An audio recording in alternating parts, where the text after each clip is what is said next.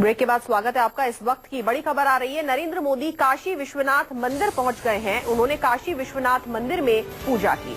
इस वक्त की बड़ी खबर आपको बता रहे हैं, नरेंद्र मोदी काशी विश्वनाथ मंदिर पहुंचे और उन्होंने वहां पर पूजा अर्चना की। तस्वीरें आपको दिखा रहे हैं। नरेंद्र मोदी प्रधानमंत्री वहां पर पहुंचे तो इस वक्त पूजा अर्चना की जा रही है। नरेंद्र मोदी प्रधानमंत्री वहां पर पहुंचे हुए हैं और आपको बता दें कि 8 मार्च को 7वें और अंतिम चरण के मतदान होने हैं उत्तर प्रदेश के अंदर और इसके लिए सभी दिग्गजों ने अपनी पूरी ताकत झोंक दी है।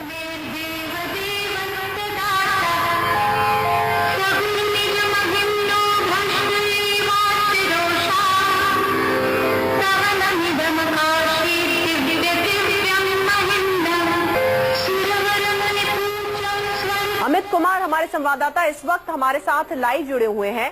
तो अमित, काशी विश्वनाथ मंदिर पहुंच चुके हैं प्रधानमंत्री नरेंद्र मोदी। क्या कुछ वहां पर चल रहा है और आगे का जो कार्यक्रम है नरेंद्र मोदी का, वो किस तरीके का रहने वाला है?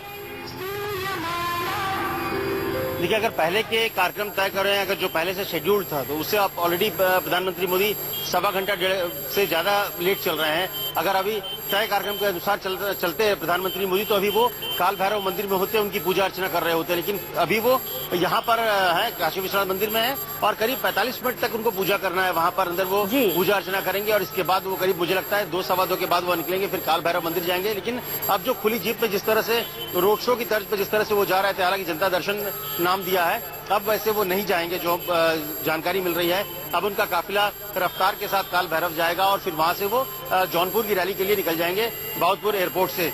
लेकिन सबसे बड़ी बात की सिर्फ ये आखिरी चरण के लिए आप इसको मत देखो, इसको एक सिंबोलिज्म है कि किस तरह से काशी विश्वनाथ जाएंगे, तमाम तिलक लगाकर वो बाहर निकलेंगे, तो पूजा अर्चना के साथ निकलेंगे, तो इसका असर कहीं ना कहीं जो छठा फेज है उस पर भी असर होगा। जो क्योंकि बीजेपी की अगर हम बात करें तो बीजेपी सिर्फ बनारस में भले वो रोड शो कर रहे हो या जनता दर्शन के नाम पर आप सड़क पर प्रधानमंत्री मोदी हो, लेकिन उनके नजर में ये छठा और 7वां जो फेज है बीजेपी के लिए सबसे क्रूशियल है, सबसे अहम है, क्योंकि बीजेपी को सबसे ज्यादा उम्मीदें अगर किसी 2 फेज से है तो ये लास्ट फेज से, और बीजेपी को लगता है करीब इन लास्ट 2 फेज में 90 से 100 सीट के आसपास वो लाने जा रही है। और अगर ये ऐसा सच होता है तो इसका फायदा सीधे सीधे 200 पार कर जाएगी बीजेपी। और इसीलिए शायद बीजेपी ने न सिर्फ आज रोड शो किया है, हालांकि उसे जनता दर्शन कह रहे हैं, बल्कि 3 दिन वो बनारस में देने जा रहे हैं। आज वो रहेंगे, शाम को रैली भी यहाँ पर है, जौनपुर से वापस बनारस आएंगे, फिर यहाँ पर रैली करेंगे टाउन हॉल में। कल फिर वो आ रहे हैं, दोपहर में आ जाएंगे, तमाम लोगों से मिलेंगे, शाम को एक रैली करेंगे और परसों 6 तारीख को भी उनकी एक रैली का कहा जा रहा है कि रोहनिया में एक रैली करेंगे। जबकि 5 विधानसभा है बनारस में और बनारस जिले में 8 विधानसभा है, तो कहीं ना कहीं प्रधानमंत्री नरेंद्र मोदी के लिए भी प्रतिष्ठा का विषय है। और इसीलिए मैं आज जो रोड शो हुआ 2014 में मैं खुद था, जब प्रधानमंत्री तो उस वक्त नहीं थे, लेकिन नरेंद्र मोदी पहली बार बनारस की धरती पर पहुंचे थे और वो नॉमिनेशन करने जा रहे थे, लौरा बीर के रास्ते वो कचहरी पहुंचे थे और उस समय भी जबरदस्त उत्साह लोगों में था। हालांकि उस समय का जो उत्साह था वो बहुत ज्यादा था, लेकिन आज भी जबरदस्त भीड़ थी। हम लोगों को उम्मीद नहीं थी, हालांकि शुरुआत में लग रहा था कि उस तरह से भीड़ नहीं आ रही है, उस तरह से रिस्पांस नहीं आ रहा है, क्योंकि कुछ जो विजुअल्स थे, क्योंकि हम तो विजुअल के अनुसार देख सकते हैं, उसमें दिख रहा है कि पीछे तरफ खाली चल रहा है। लेकिन जैसे जैसे उनका काफिला आगे बढ़ा, लोग जुड़ते गए और यहाँ पर जहाँ पर मैं गदौलिया में हूँ, वहाँ पर तो इतनी जबरदस्त भीड़ थी कि आप उसका अंदाजा नहीं लगा सकते हैं। सबसे ज्यादा मुश्किलें सुरक्षा कर्मियों को हो रही थी और मुझे लगता है कि सुबह भी ये बात कही जा रही थी लोगों की तरफ से कि अगर नरेंद्र मोदी सड़क पे आ जाएंगे तो माहौल बदल जाएगा। ऐसा कुछ शायद बीजेपी के पक्ष में हो जाए, ये बीजेपी वालों को उम्मीद है। जी बिल्कुल अमित, आपने एक बात बिल्कुल सही कही कि जो छठे चरण का जो मतदान आज हो रहा है उस पर भी इसका खासा असर देखा जाएगा। जो आज पूर्वांचल की 49 सीटों पर मतदान हो रहा है। एक और बात यहाँ पर जानना चाहेंगे कि शायद ऐसा पहली बार हो रहा है अमित कि इतने बड़े दिग्गज नेता जो है एक साथ राजधानी से बाहर मौजूद हो, जैसे कि प्रधानमंत्री नरेंद्र मोदी हो गए, मुख्यमंत्री अखिलेश यादव है, पूर्व मुख्यमंत्री मायावती है और राहुल गांधी जैसे कद के नेता। तो सुरक्षा के इंतजाम वहाँ पर किस तरीके के हैं? देखिए, अगर आज कहें तो दिग्गजों का दंगल है वाराणसी में। प्रधानमंत्री मोदी का जो मेगा शो था वो हालांकि अभी भी जारी है, वो चल रहा है। वो अभी विश्वनाथ मंदिर में, फिर यहाँ से काल भैरव जाएंगे।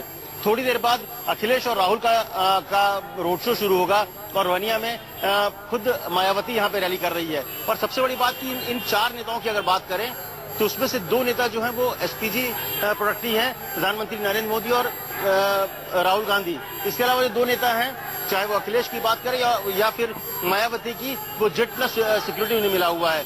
तो निश्चित तौर पर, और सबसे बड़ी बात की चिंता इसी को लेकर थी, जो रोड शो था, कि पहले जो कार्यक्रम था कि करीब शाम के 4 बजे नरेंद्र मोदी को बीएचयू से निकलना था और 5 साढ़े 5 बजे काशी विश्वनाथ टेम्पल पहुंचना था, और ये वही वक्त था जब अखिलेश और राहुल गांधी का रोड शो चल रहा होता।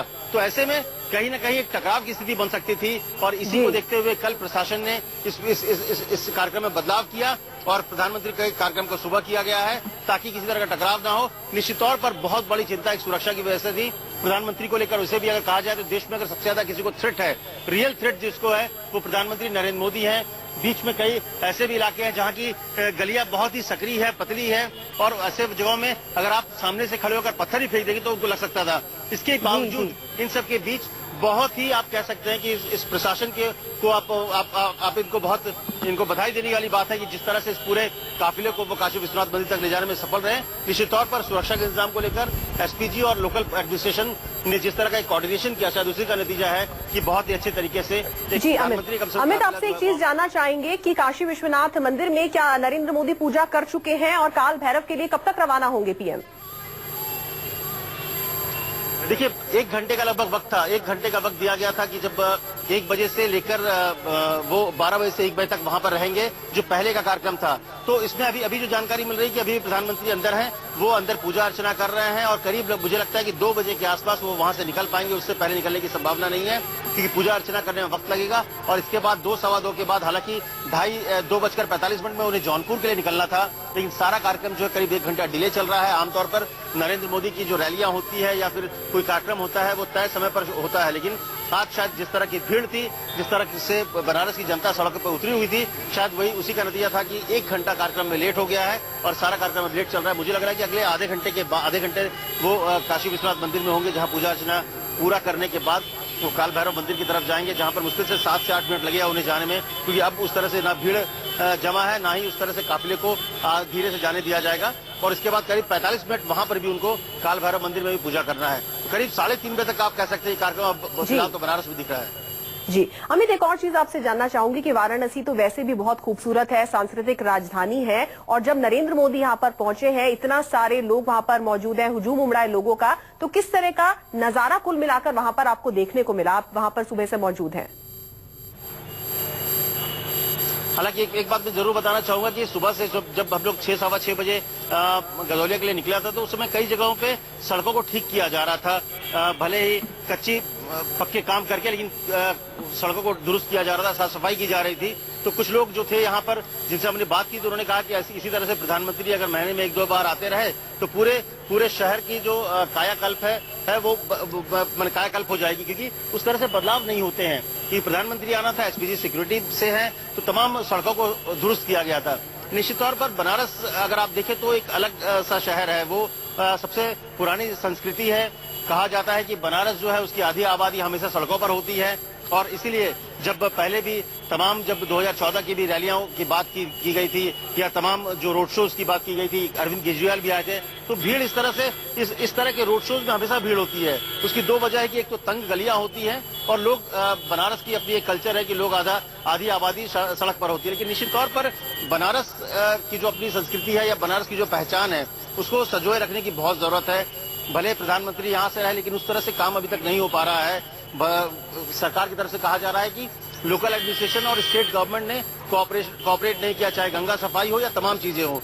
लेकिन ये अलग विषय है, लेकिन बनारस की जो अपनी पहचान है उसे बचाए रखने की बहुत जरूरत है, और शायद यही वजह है कि बनारस की जनता ने प्रधानमंत्री के तौर पर नरेंद्र मोदी को अपना सांसद यहाँ से चुना था, जो बाद में वो प्रधानमंत्री बने। लेकिन बनारस अगर आप देखें तो इतना खूबसूरत शहर है कि उसकी शाम अपनी होती है। सुबह अगर आप चले जाइए, अस्सी घाट में जो आरती होती है उसका एक अलग नजारा है।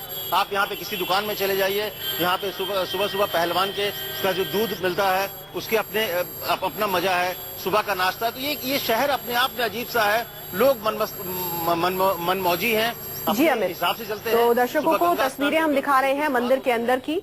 प्रधानमंत्री नरेंद्र मोदी मौजूद हैं काशी विश्वनाथ मंदिर में, पूजा अर्चना कर रहे हैं, प्रसाद यहां पर ग्रहण कर रहे हैं।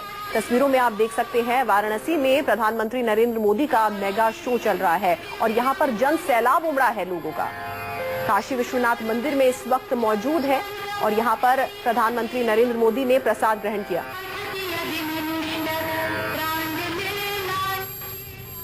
और फिलहाल एक छोटे से